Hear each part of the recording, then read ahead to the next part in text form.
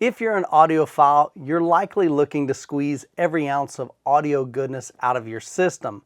In the past, that often meant adding a large permanent DAC component to your setup.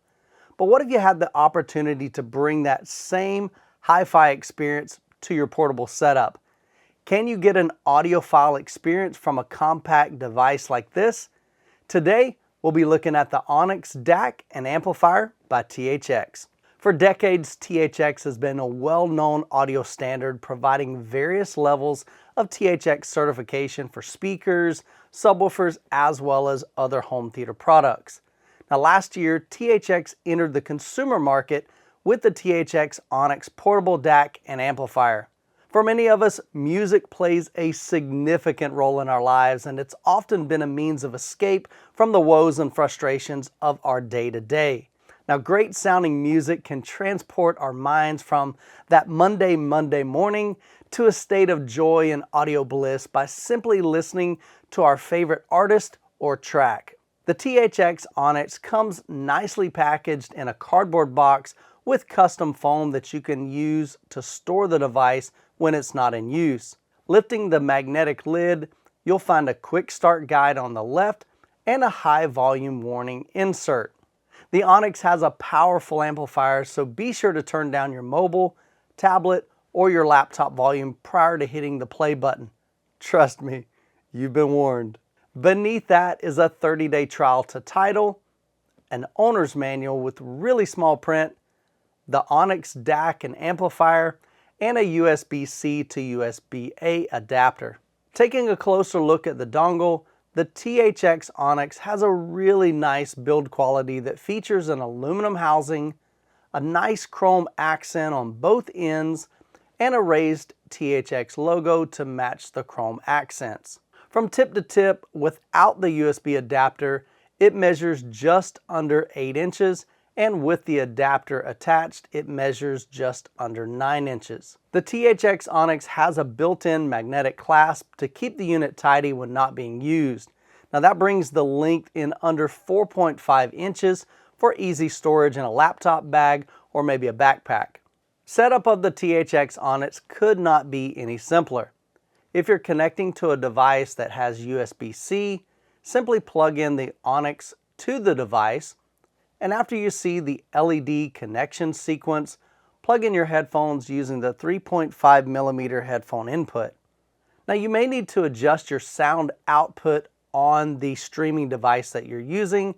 In my case, I'm using Qobuz for high resolution streaming, and I needed to click on the audio output icon at the bottom right and choose the THX Onyx USB amplifier from the list.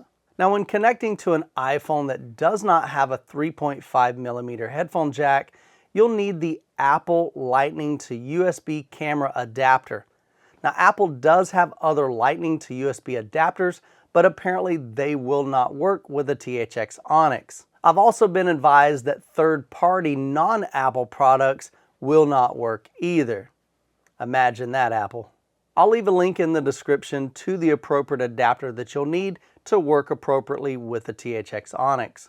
So if you're connecting to an iPhone, simply connect the Lightning adapter to your phone, then connect the included USB-C to USB-A adapter, then the THX Onyx to the USB-C adapter, and lastly, you'll connect your headphones to the Onyx. Now, honestly, it's a bit crazy how many adapters it takes to use the Onyx with an iPhone, but Apple makes a ton of money requiring various dongles for just about everything, so that's nothing new. Now, I really love the simplicity of the THX Onyx. Whenever music is played through the Onyx, the LED indicators on the top reveal the resolution of the audio that's presented.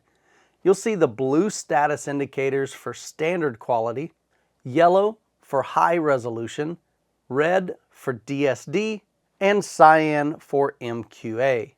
Now the big question is, how does it perform? The most notable difference with and without the Onyx is the insane amount of power that it provides. Now most of my listening was done using my Phaeton Legacy 900 headphones. Now, I love the sound of the Legacy 900s, but they're quite inefficient, meaning they don't get very loud when connected directly to my MacBook or my iPhone due to the limited power supply in those devices and the low sensitivity of the headphones. When listening to Qobuz on my MacBook without the Onyx, my typical volume is around 3/4. And even at full volume, it's decently loud, but it's certainly nowhere overbearing. Now this means that the preamp and the internal amplifier in my MacBook is having to pretty much play at almost max capacity, which is not ideal as it introduces distortion into the music.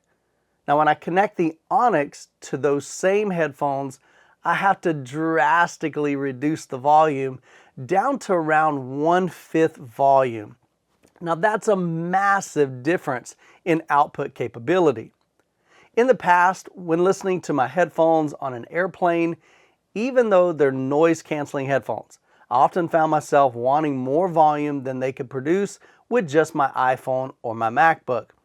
Now the Onyx easily provides more than sufficient volume for those situations where you require higher SPL levels or when you just want to crank them up a little bit. When using the Onyx with higher sensitivity headphones that are much easier to drive, I found myself reducing the volume even more. The THX Onyx has a low harmonic distortion ratio. Now during my month of testing, I listened to a wide variety of music with the Onyx at moderate volume for as much as 3 hours straight without any ear fatigue. Now with all things audio, having more amplifier power than you need and having that massive headroom is always a good thing. The THX Onyx allows you to have your volume set pretty low while still achieving moderate SPLs. And for those times when you really want to crank it up, the THX Onyx remains crystal clear throughout higher volume levels due to its low distortion. Now one area I did notice signal noise was when I wasn't using the THX Onyx. When changing tracks, I would hear like this digital signal, kind of similar to a low sounding beep. Now with the THX Onyx in place, that digital signal noise was not heard whatsoever. Now in regards to actual sound quality, I did not notice a night and day difference with and without the Onyx. Now I know some reviewers have claimed that they experienced a remarkable difference using it. I, on the other hand, did not experience that same drastic difference. Now overall, I do feel the Onyx provided a cleaner, slightly more detailed sound, but as I mentioned in the beginning of this video, audiophiles spend money to obtain that last few percent increase in performance. So you as the consumer have to decide if that last few percentage is worth the $200 price tag. Now my Phaeton Legacy 900 headphones are in the $200 to $250 range. They aren't what I would consider to be budget headphones, but they certainly do not fall into the much higher end headphones like those from Sennheiser, Focal, Hi-Fi Man, or Abyss that can range between $1,500 all the way up to around $4,500. Now if you have low sensitivity headphones like I do that require a lot of power, I highly recommend picking up the THX Onyx for that additional power and headroom. Also, if you have a much higher end headphone, you may experience more differences than I experienced in my testing. If you enjoyed this video, be sure you like and subscribe so you'll be notified of future videos. For more information or to purchase the THX Onyx, I'll have a link for it down in the description below. And as always, you guys be blessed, and we'll catch you in the next video.